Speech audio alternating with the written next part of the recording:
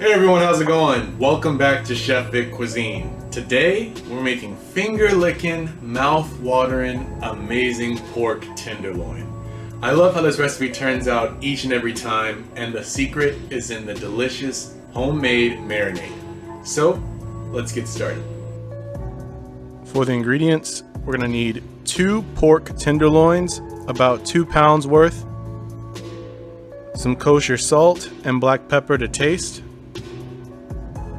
1 tablespoon of olive oil, 1 teaspoon of dried parsley flakes, 1 teaspoon of garlic powder. And now for the marinade, we're going to need a 1/3 cup of unsweetened applesauce, half a teaspoon of red chili flakes, a 1/4 teaspoon of sesame oil,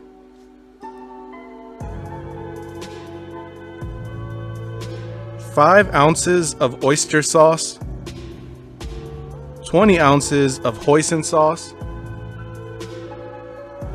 half a cup of soy sauce,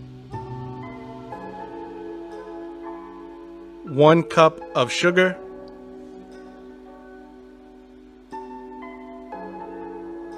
one teaspoon of Chinese 5-spice powder,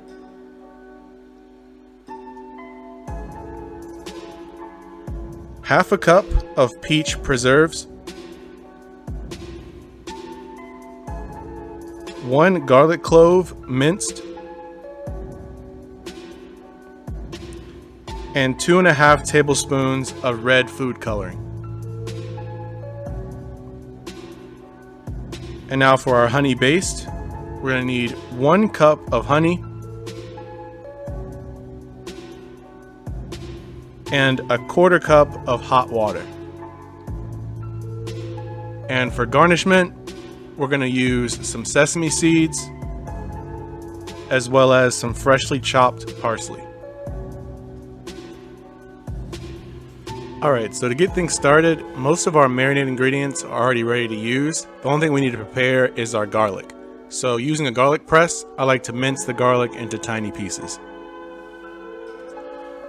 Now, moving on to our pork tenderloins themselves, you want to liberally season them with kosher salt and black pepper, as well as your garlic powder and parsley flakes, making sure to season all sides of the meat, pressing the seasoning into the flesh. Now for making the marinade, in a large sized bowl, you want to add in your applesauce, the red chili flakes, the sesame oil, oyster sauce, hoisin sauce, the soy sauce, sugar, and your Chinese 5-spice, and mix all that until it's well combined. Your aim in this initial whisk is to make sure that all the sugar dissolves into the juices of the marinade. Now you want to add in your peach preserves and whisk those in as well until they're well incorporated, following that up with your red food coloring.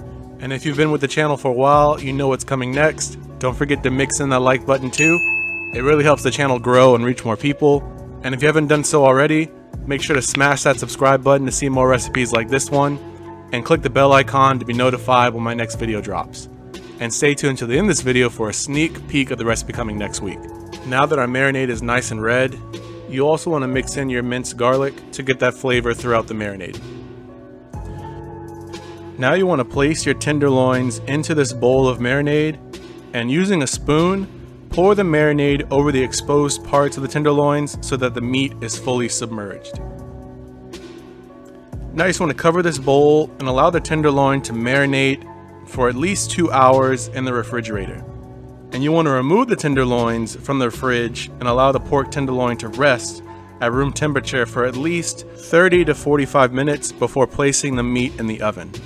This specifically helps with the searing process, because if you were to throw this onto your pan straight out of the fridge, it would seize up on you and you'd end up with a really dry piece of meat, and we definitely want to avoid that.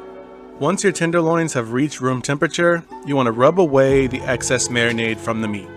And so now, in a large frying pan, you want to add your 1 tablespoon of olive oil and bring that up to heat on high heat. or 450 degrees Fahrenheit, or 232 degrees Celsius. And once your pan is nice and hot, you want to add the tenderloins to the pan and sear the meat on all sides. And this should really only take a few seconds on each side of the meat to create a nice sear. You want to place these seared tenderloins onto a wire rack that's sitting on top of an aluminum foil lined baking sheet. We're not going to let all that good marinade go to waste. We're going to use that excess marinade as a basting sauce for this dish. But in order to do that, we have to make sure we boil out all that harmful bacteria from the pork. So you want to add the marinade back to your large frying pan on high heat, or 400 degrees Fahrenheit, or 204 degrees Celsius, to remove any of the harmful bacteria from the raw meat. Once this marinade reaches a boil, you want to lower the heat down to a simmer on low heat, or 225 degrees Fahrenheit, or 107 degrees Celsius, and allow it to simmer as the tenderloin cooks, stirring this marinade occasionally as it heats through.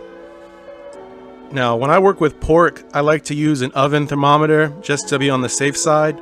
And so what I do is I insert an oven-safe leave-in thermometer into the thickest part of the tenderloin, with the dial facing the front of the oven to view. And with my baking times, you should be good to go without the use of the thermometer, but always use good safety practices when using pork. So a thermometer, in my opinion, is the way to go.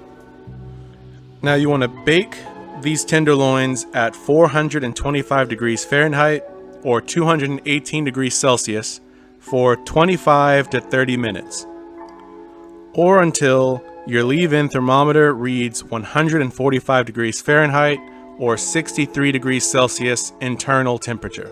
And during the first couple minutes of baking, we can now prepare our honey glaze. And to do that, simply stir together your honey and hot water into a small bowl. At about the 10, 15, and 20-minute marks of the baking process, you want to open the oven door and baste the pork tenderloin with some of the marinade. And you want to do this quickly, as you do not want the temperature to drop too much. And to add the marinade, I just like using a large spoon. Now, around the 24th minute, you want to open the oven door and baste the tenderloins with your honey water mix using a pastry brush. And as you can see, once you brush on the honey water mix, a lot of the marinade will begin to fall away. And that's why we want to use an aluminum wrapped baking sheet, just to make the cleanup process much easier.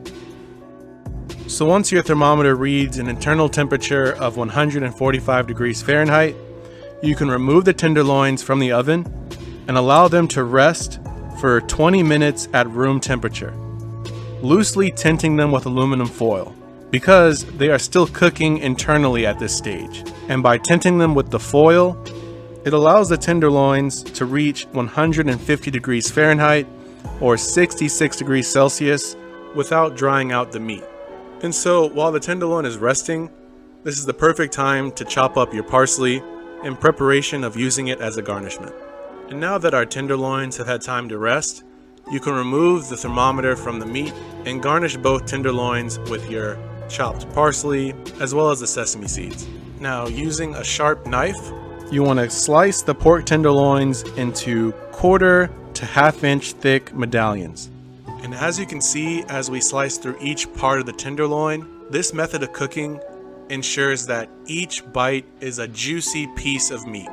And just picking up one of the slices as an example, look how juicy this pork is. I know pork sometimes can be really hard to make with cooking it long enough to be sure that the pork is safe to eat, but at the same time making sure that it's not dry either. And I'm very proud to share this recipe as it avoids those two pitfalls beautifully. And not only is the pork super juicy, but it's incredibly tender and full of flavor thanks to that beautiful marinade. And just like that, you've made pork tenderloin right at home. This recipe is definitely for my pork lovers out there. Please give this a try and you won't be disappointed. And what's really good about this recipe is that it can also be used for cooking pork loin as well. Just make sure that the pork and the marinade are cooked to the proper temperatures to get rid of any of that harmful bacteria. As always, this recipe and many more can be found in my cookbook, Chef Vic Cuisine Volume 2, Elevating Your Inner Chef. And that's available on Amazon, and I'll be sure to leave a link to that in my description box. and feel free to click the pop-up on the screen for more information on that as well. Thank you all so much for watching, and if you've enjoyed this recipe, don't forget to smash that like button for me. And if you want to see more recipes like this one, if you haven't done so already, hit that subscribe button, and don't forget to click the bell icon to be notified when my next video drops. And sharing is caring, so if you think someone else will enjoy this recipe as much as you did, feel free to share it with all your family and friends too. And stay tuned for next week, where I show you a recipe that'll start your morning off right: chocolate frosted donuts, with a new twist on how to make the donuts.